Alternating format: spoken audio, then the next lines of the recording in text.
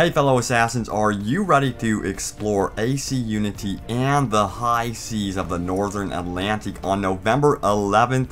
I know I am. Well, before we do that, we've got some brand new details, a new interview, the achievement and trophy list for AC Unity, which reveals brand new features and screenshots from both Assassin's Creed Unity and the naval-centric game AC Rogue. So let's do this.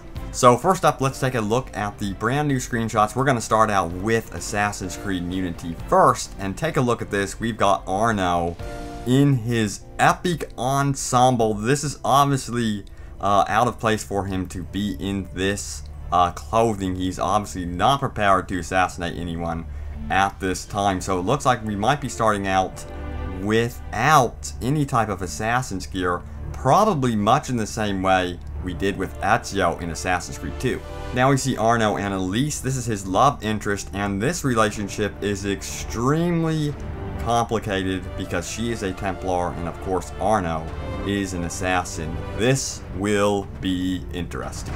Now this screenshot is giving us a ton of new information from Assassin's Creed Unity. First of all, we have an awesome looking outfit. This reminds me a lot of Ezio's outfit, and yes, you will be able to be decked out in gear reminiscent of previous Assassin's Creed games, but more so, you will be able to customize your character extensively in this game, including the color of absolutely every piece of gear. But more importantly, the co-op partner seems to be busy resupplying Arno here with ammunition. Smoke bombs return and bullets, so that is huge. And again, guns are not going to be a big deal in this game.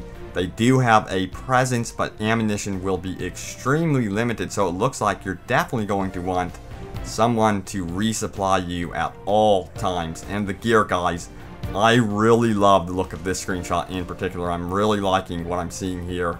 This looks freaking epic. And as you can see, they are also hidden, which is really nice. Crouching is finally in the Assassin's Creed game. You can crouch at any time. And here is another epic screenshot. This time we have a downed player needing help. We have another player reviving him, so reviving is in the game, and you better be careful when you revive. You really want to make sure you have cleared enemies out before reviving, as Ubisoft has stated. That is a huge tip, so remember that when going in the game for the first time. Now, the player over to the very left, the dude decked out in green, he's got a gold weapon. There will be rare weapons you are going to want to go after, including spears, axes, swords, and so much more. This screenshot is really epic. I cannot wait to see how the combat has changed as well. And now we see Arno being sneaky, and he is using his good friend, the Eagle Vision. And this vision is going to be extremely helpful in the game, but also it can be shared between players, so you can go into co-op and activate your Eagle Vision for everyone, and it expands vision to everyone in the room. So that is really, really cool.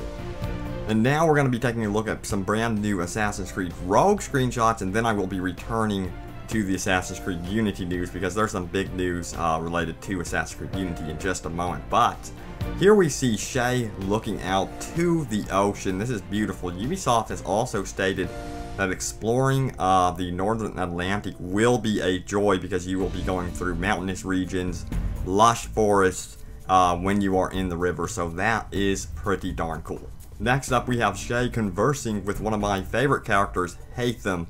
I really enjoyed Haytham's character in Assassin's Creed 3. It is great to see him return in AC Rogue. And here we finally see Shay getting the drop on an assassin. This is going to be a big part of the game, is hunting down assassins. And now on to the new details. Ubisoft recently discussed the 1,000 stories of Paris, as they are being called, which are going to make up a large portion of the side missions in AC Unity. And they did clarify that's going to be hundreds and hundreds of missions.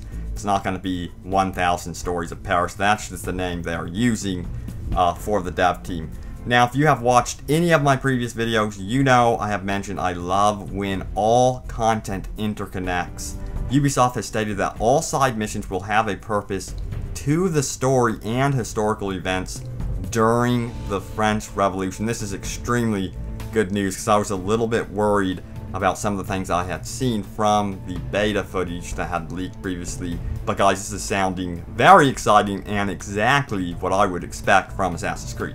What's really great about the side missions in AC Unity is they encourage exploration. A lot of these stories will not be presented to you on the mini-map. Instead, you are encouraged to dive into homes and interiors to find the stories through newspapers. So once you find these stories, you will be given an indication as to where to head, of course.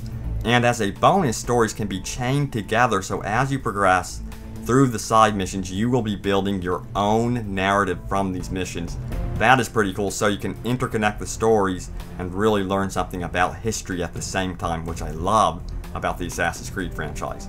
These side missions can also be found in one of 7 districts, which are like cities within cities. Some cities will be exceptionally poor, others will be wealthy. This actually reminds me a lot of Dishonored. If any of you have played that game, you ended up exploring the depths of poverty, and right beside it lived the wealthy. It was pretty depressing, but fascinating at the same time. It looks like Assassin's Creed Unity is looking to do the exact same thing, which, as I hear, by the way, is pretty accurate to the French Revolution. The achievement and trophy list for AC Unity was recently leaked and revealed that yes, you will get your own hideout. Yes, that's very good news. And you can even upgrade it as well. So this is all but confirmed now, so that's really good news. Taverns can also be bought and will be extension to your hideout. It appears there are 4 taverns in total that you will be able to buy throughout Paris. It also appears you will be able to recruit followers in the game, though details are pretty much scarce on this. I will be sure to keep you guys updated right here on Open World Games, so stay tuned. Now the list goes into some fascinating co-op achievements, such as having all of your players buy the exact same weapon at exactly the same time. Plus, it looks like players will be able to gift one another wealth. You will not be able to trade weapons with players, as Unity is about exploring and finding treasures together. They do not want to break that sort of gameplay in co-op. And mentioning exploring, collecting flags are back and bigger than ever. Guys, there are a ton of them to collect, and it looks like you can be collecting them in co-op with some buddies as well. Now guys, here's a new interview about Assassin's Creed Unity that you may have missed previously, so I'm going to leave it here for you guys. Thank you so much for watching, and I will see you all soon enough in Paris. We're in the catacombs of Gamescom 2014 to take a look at Assassin's Creed.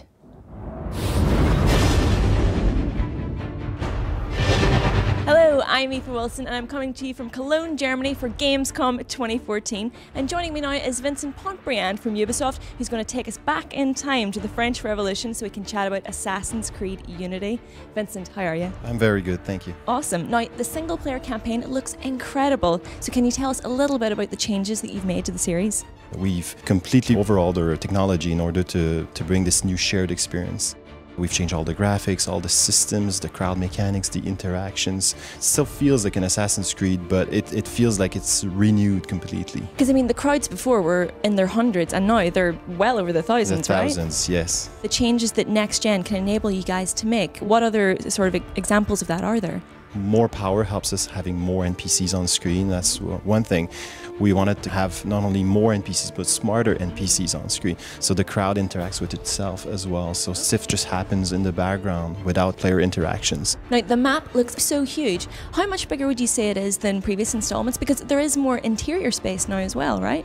I'm one of those guys that don't think that size matters, but the map is huge, it's very big. In terms of landmass, it's bigger than all the islands from the previous AC Black Flag combined together. So that's our Paris. What's different this year is that we're allowing players to visit Paris inside out. So we have seamless interiors, we have all these big landmarks, so a lot of surface area, a lot of things to explore.